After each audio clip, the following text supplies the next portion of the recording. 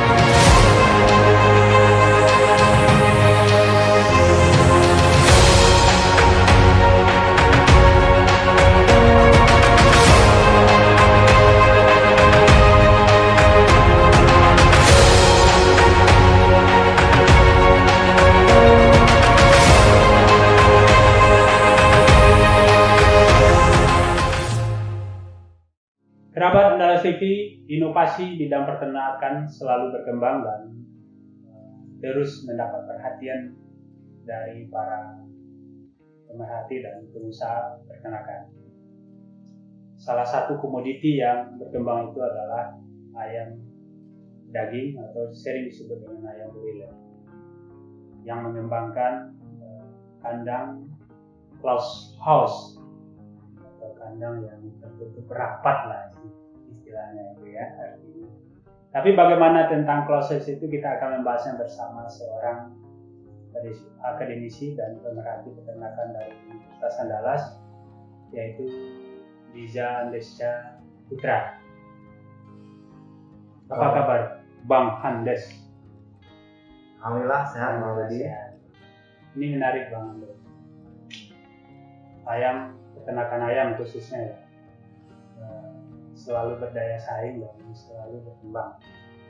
Dan yang terbaru itu kan antara kandang terbuka dan kandang tertutup yang sering disebut closed house. Sebenarnya apa keunggulan dari closed house itu?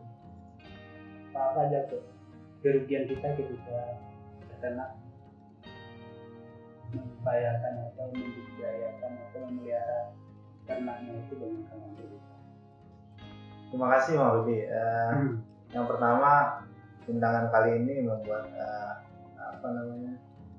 saya lebih bersemangat datang di sini karena bercerita tentang closed house. Cerita tentang closed house nggak terlepas dari cerita tentang inovasi, cerita tentang teknologi terbaru. Bahwasanya hari ini di bisnis ayam pedaging atau ayam broiler sedang berkembang sistem pemeliharaan dengan metode kandang closed house. Nah, closed house dari sisi nama saja kita bisa artikan kandang tertutup. Memang benar bahwasanya closed house itu semua kandangnya tertutup. Kalau istilah sederhana masyarakat yang pertama melihat, kandang pakai AC. Memang ayamnya dikasih AC ya? Benar. Jadi tidak ada memang di dalam itu diatur suhunya, kemudian udara yang masuk itu difilter, tidak bisa sembarang udara dan ada alat filterisasinya. Kemudian ayam itu dibiarkan nyaman senyaman mungkin di dalamnya. Nah, jadi syarat utamanya listrik harus tetap hidup ya? Iya. Benar sekali menurut. Listrik itu adalah nyawa lah kalau saya bisa menyebutkan atau mengistilahkan nyawa dari sebuah kandang closed house. Bang Rudi bertanya tentang keunggulan atau perbedaannya dengan kandang terbuka. Kandang closed house ini beda dengan kandang terbuka itu kalau secara kasar mata itu ya terbuka dan tertutup tadi Bang Rudi. Kalau terbuka itu angin sepoi-sepoi dibiarkan saja masuk, juga termasuk dengan suara dan sekitarnya yang mempengaruhi suasana dalam tanah. Kalau tertutup ya angin Yang masuk itu adalah angin yang sudah difilter. Angin yang tentu disertai dengan dikondisikan oksigen dan sebagainya, sudah dikondisikan. Itu secara kasat mata. Namun kalau kita lihat lebih dalam, beberapa keunggulan itu bisa saya sampaikan. Yang pertama itu mortalitasnya, lebih tingkat kematian ayam. Tingkat kematian ayam di kandang closed house ini sekitar 1-3% dari populasi yang ada. Kalau di kandang terbuka itu cukup besar tingkat kematiannya, karena suasana lingkungan dalam kandang itu kan tidak terjaga gitu. Kalau hari hujan atau angin badai, ayam bisa stres dan sebagainya. Kalau kandang terbuka itu sekitar 3-6 atau 7% kematiannya, mortalitasnya. Kalau di kita di kandang closed house itu hanya sekitar 1-3%. Itu artinya kalau mortality rendah, tentu keuntungan akan bertambah banyak. Itu yang pertama. Yang kedua, pertumbuhan bobot badan. Pertumbuhan bobot badan lebih cepat kita di kandang closed house. Lebih cepat. Ayam 1 kilo itu, berat 1 kilo, kita itu bisa umur 18, 19 atau 20 hari gitu. Kalau di kandang terbuka itu umur 1 kilo itu paling di umur 21, 22 atau 23 hari. Jadi kita bisa lebih cepat mencapai bobot badan yang diinginkan itu sekitar 3 atau 4 hari lebih cepat daripada kandang terbuka. Itu kita sudah buktikan di banyak periode di kandang kita. Nah, ini yang lebih penting, memang lebih yang ketiga, keunggulan dari closed house ini, efisiensi pakan. Tadi saya belum bercerita tentang ciri khas closed house itu modernisasi. Semua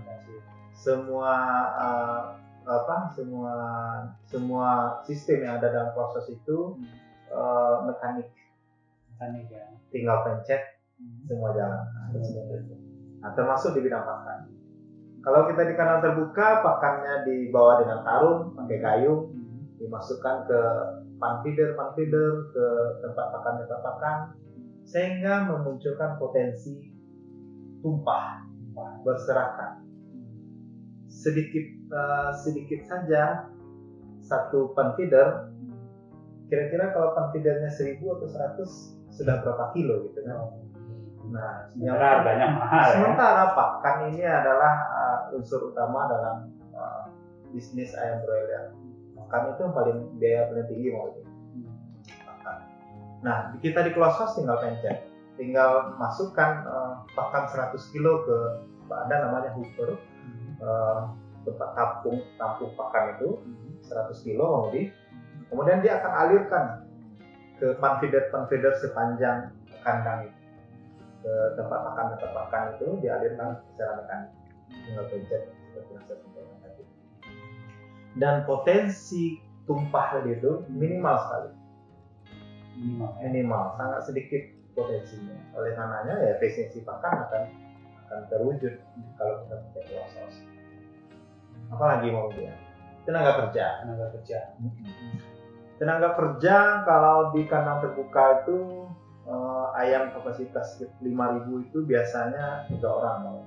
Di kandang terbuka itu 3 orang, atau 2 atau 3 orang, atau 1 kepala keluarga. Kepala keluarga ini ada ayahnya, ada istrinya, ada anaknya. 1 kepala keluarga itu diinapkan di kandang dan dia pelihara 3.000 atau 5.000 ekor ayam. Kita di closed house 24.000 itu 3 orang 24.000 ekor, kapasitas 24.000 ekor itu 3 orang karyawannya. Nah, kalau dibandingkan dengan kandang terbuka tadi, maka efisien sekitar 7-8 orang dari tenaga kerja. Jelas dong, ujungnya adalah upah dan gaji, sehingga meminimalkan biaya. Ya. Dan itu menguntungkan. Tentu. Kalau biaya berkurang, tentu untung lebih besar. Ya, terutama bagi peternak sendiri. Nah, berikutnya apa lagi ya? Dari Ya, dari tadi kan efisiensi itu sudah dihitung juga biaya listriknya berapa? sudah listrik sudah dihitung dong, sudah dihitung. Listrik itu nggak apa-apa sebutkan nominalnya nih. Kalau kita di nggak banyak lah, Nggak banyak. Listriknya yang pasti memang kita memastikan listrik itu nggak mati. Nggak mati ini dalam artian kalau PLN kan kita nggak bisa memastikan, memaksa dia menghidupkan listrik kita terus kan nggak bisa. Tentu kita harus siasati, kita lakukan tindakan preventif, misalnya mengadakan menyediakan genset yang siap sedia. Nah ini perlu saya bawahi, genset yang siap sedia. Siap sedia itu artinya kita harus standby-kan dia terus, bahan bakarnya oke, dia tetap si genset tetap oke, walaupun nggak dipakai harus kita hidupkan. Karena listrik seperti cerita kita di awal tadi adalah nyawa. Oke, efisiensi udah, produktivitas bagus gitu ya. Ya. Ini kan ketika sudah sudah diproduksi, hasil produksinya apakah tetap juga ke pasar atau gimana? Ya, kalau sekarang Sumatera Barat sebagian besar itu masih ke pasar biasa. Ke pasar biasa, maksudnya ketoke yang sudah melanglang buana bisnisnya di selama ini di ayam pedaging ini. Tapi ke depan target ini adalah pasar modern. Klosos ini targetnya pasar modern.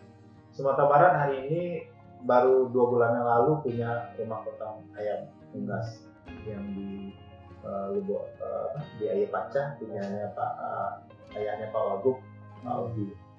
Namun sepengetahuan saya RPU itu belum beroperasi maksimal, masih beroperasi minimal, sehingga supply atau produksi ayam broiler dari Klosos masih diambil oleh para toke-toke yang pasarnya masih pasar tradisional. Sepengetahuan saya dengan teman-teman di Transmart, di KFC, di McDonald, mereka masih beli ayam dari Palembang atau dari Jakarta, karena memang belum ada yang produksi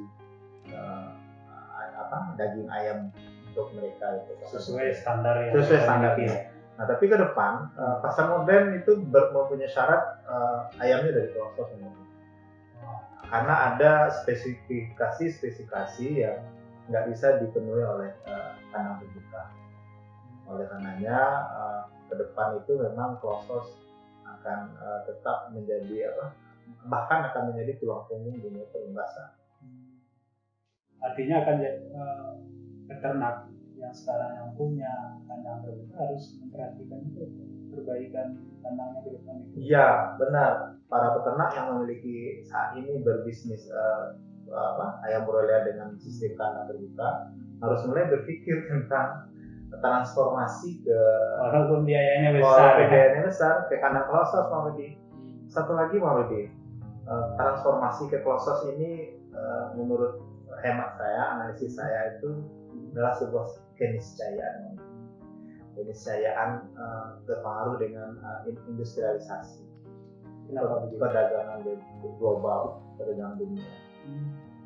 Kenapa? Karena komoditi ayam ini sudah menjadi komoditi dunia. Bahwasanya ayam dari luar juga bisa masuk ke sini. Dalam hal ini saya langsung sebut nama Brazil. Brazil adalah salah satu produsen ayam terbesar di dunia, dan dia menargetkan Indonesia sebagai pasarnya. Benar seperti itu. Karena Indonesia suka makan ayam. Dia nggak peduli Indonesia sudah surplus ayam. Kita sudah surplus kalau ayam mau lebih. Dia nggak peduli karena kenapa mau lebih? Dia lebih efisien dalam produksi. Harga ayamnya lebih murah dari ayam kita per kilogramnya. Karena sudah close source itu mungkin ya. Satu, mereka sudah lama close source. Yang kedua, paling penting lagi, mereka produsennya sumber pakan. Mereka produsennya jagung, mereka produsennya kedelai. Sementara kita jagung yang di Pasaman, di Payakumbuh itu diperebutkan, kan? Artinya Indonesia belum jadi produsen jagung. Walaupun ada pabrik pakan di Sumatera. Pabrik pakan di Sumatera Barat, di Riau, di Medan itu kan punyanya Charles Opan, punyanya Japa Kompet, itu masih ambil jagung dari Brazil. Bukan dari dalam ya? Bukan, pada umumnya dari Brazil. Ada sebagian yang ambil dari lokal, tapi karena jagung Brazil lebih murah, maka mereka ambil jagung dari Brazil.